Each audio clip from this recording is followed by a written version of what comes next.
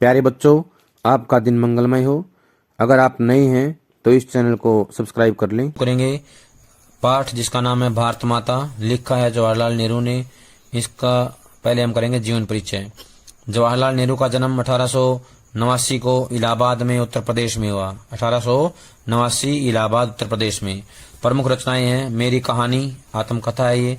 विश्व इतिहास की झलक, हिंदुस्तान की कहानी, पिता के पत्र पुत्री के नाम, हिंदी अनुवाद है।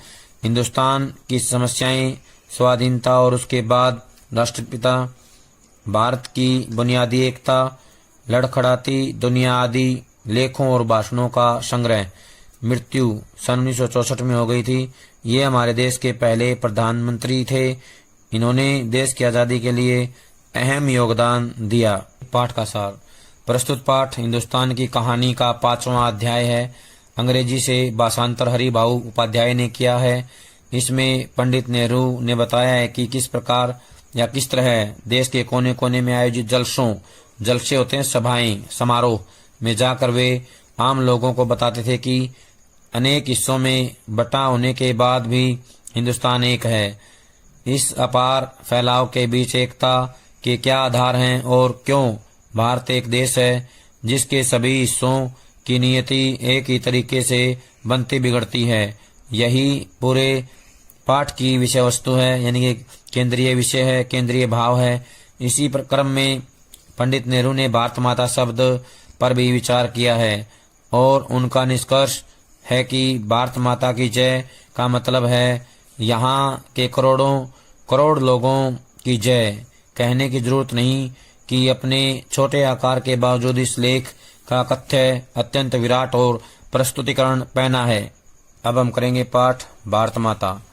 अक्सर होता है प्रायः। अक्सर जब मैं एक जलसे से दूसरे जलसे में जाता, जलसा होता है समारोह या सभा, जाता होता और इस तरह चक्कर काटता रहता होता था, तो इन जलसों में मैं अपने सुनने वालों से अपने हिंदुस्तान या भारत की चर्चा करता। भारत एक संस्कृत शब्द है और इस जाति के परंपरागत संस्थापक के नाम से निकला हुआ है। परंपरागत संस्थापक नाम से निकला हुआ है, यानी वहाँ से बना है। मैं शहरों में ऐसा बहुत कम करता हूँ क्योंकि वहाँ के सुनने वाले कुछ ज़्यादा सियाने थे। सियाने होता है समझदार, और उन्हें दूसरे ही किस्म की गिजा की जरूरत थी। गिजा होता है खुराक, खुराक को बोलते हैं गिजा। खुराक की आवश्यकता थी। लेकिन किसानों से जिनका नजरिया महदूद था सीमित नजरिया, दृष्टिकोण, किसानों से यानी कि जिनका नजरिया दृष्टिकोण जो है बहुत ही सीमित था, मैं बड़े चाव से देश की चर्चा करता। नेहरू जी किसानों के साथ जो है देश की चर्चा करते थे क्योंकि उनका नजरिया जो है सीमित होता था। जिसकी आज़ादी के लिए हम लोग कोशिश कर रहे थे, प्रयत्न कर रहे थे, और बताता कि किस तरह देश का एक हिस्सा दूसरे से जुदा होते हुए भी हिंदुस्तान एक है। जुदा माने अलग, अलग होते हुए भी पूरा भारत एक है। मैं उन मसलों का जिक्र करता। मसला होता है मुद्दे, विषय, मामले। उन मुद्दों का, मामलों का जिक्र करता जो उत्तर से लेकर दक्षिण तक और पूर्व से लेकर पश्चिम तक किसानों के लिए यकसा थे। यकसा होता है एक समान, एक जैसे ही थे। उत्तर से लेकर दक्षिण तक, पूर्व से लेकर पश्चिम तक जो है किसानों के मामले, किसानों की समस्याएं, किसानों के दुख, किसानों के दर्द एक समान थे। उनके बारे में जिक्र करता था। और स्वराज का भी जिक्र करता था। स्वराज होता है अपना राज्य, अपने राज्य का भी जिक्र करता था, जो थोड़े लोगों के लिए नहीं बल्कि सभी के फायदे के लिए हो सकता था, यानी कि इसमें सभी का फायदा होता था। मैं उत्तर पश्चिम में खैबर के दर्रे से लेकर धुर, दक्षिण में कन्याकुमारी तक की अपनी यात्रा का हाल बताता और यह कहता कि सभी जगह किसान मुझसे एक से एक सवाल करते क्योंकि उनकी तकलीफें एक सी थी, यानी गरीबों, कर्जदारों, पूंजीपतियों के शिकंजे, जमींदार, महाजन, कड़े लगान और सूद होता है ब्याज, लगान भी ब्याज होता है, पुलिस के जुल्म यानी कि अत्याचार और ये सभी बातें गुथी हुई थी, यानी कि आपस में मिली हुई थी। एक डड्ढे, डड्ढा होता है बोझ, क्या होता है डड्ढा? बोझ, वजन। उस डड्ढे के साथ जिसे एक विदेशी सरकार ने हम पर लाद रखा था, और इनसे छुटकारा भी सभी को हासिल करना था। यानी कि जो ये बोझ हमारे ऊपर डाल दिया था विदेशी सरकार ने, इससे छुटकारा हमें पाना था, क्योंकि हर जगह तकलीफें थी, दुख थे, कष्ट थे, पीड़ाएं थी। उनके बारे में भी नेहरू जी बातें करते थे। मैंने इस बात की कोशिश की कि लोग सारे हिंदुस्तान के बारे में सोचें और कुछ हद तक इस बड़ी दुनिया के बारे में भी, जिसके हम एक जुज हैं। जुज होता है हिस्सा, भाग। जिस दुनिया का हम हिस्सा हैं उसके बारे में भी सोचें। मैं अपनी बातचीत में चीन, स्पेन, अबिसीनिया, मध्य यूरोप, मिस्र और पश्चिमी एशिया में होने वाले कसमकशों का जिक्र भी ले आता, यानी कि उनके बारे में भी बताता रहता। कसमकश होता है जो उलझने हैं, जो समस्याएं हैं। विदेशी धरती पर भी जो है समस्याएं देखने को मिलती हैं, मैं उनके बारे में भी वर्णन करता था। मैं उन्हें सोवियत यूनियन में होने वाली अचरज यानी कि हैरानी भरी तब्दीलियों का हाल भी बताता। तब्दीलियां होता है बदलाव, हैरानी भरे बदलावों के बारे में भी बताता, और कहता कि अमेरिका ने कैसे तरक्की की है। यह काम आसान न था, लेकिन जैसा मैंने समझा या देखा या सोच रखा था वैसा मुश्किल भी न था। इसकी वजह यह थी कि हमारे पुराने महाकाव्यों ने और पुराणों की कथा कहानियों ने, जिन्हें वे खूब जानते थे, उन्हें इस देश की कल्पना करा दी थी। यानी कि हमारे महाकाव्यों से, पुराणों से, कहानियों से ज्ञान प्राप्त करके उन्होंने देश की कल्पना कर ली थी, उनके बारे में पता कर लिया था हमारा देश क्या है।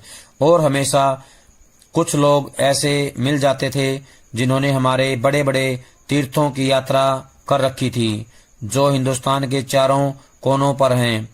या हमें पुराने सिपाही मिल जाते जिन्होंने पिछली बड़ी जंग में या और दावों के सिलसिले में विदेशों में नौकरियां की थी। दावा होता आक्रमण, आक्रमण में जो है बड़ी जंग होता है विश्व युद्ध, विश्व युद्धों में भाग लिया था या बड़े बड़े आक्रमणों में भाग लिया था, वहां विदेशों में नौकरी की थी। ऐसे लोगों के माध्यम से भी उन्हें जो है जानकारी मिलती। सन 30 के बाद जो आर्थिक मंदी पैदा हुई थी, उसकी वजह से दूसरे मुल्कों के बारे में मेरे हवाले उनकी समझ में आ जाते थे। हवाले होते संदर्भ, उदाहरण, जो उदाहरण वो देते थे दूसरे देशों के, उनके माध्यम से वो समझ जाते थे। कभी ऐसा भी होता कि जब मैं किसी जलसे में पहुंचता तो मेरा स्वागत भारत माता की जय इस नारे से जोर के साथ किया जाता।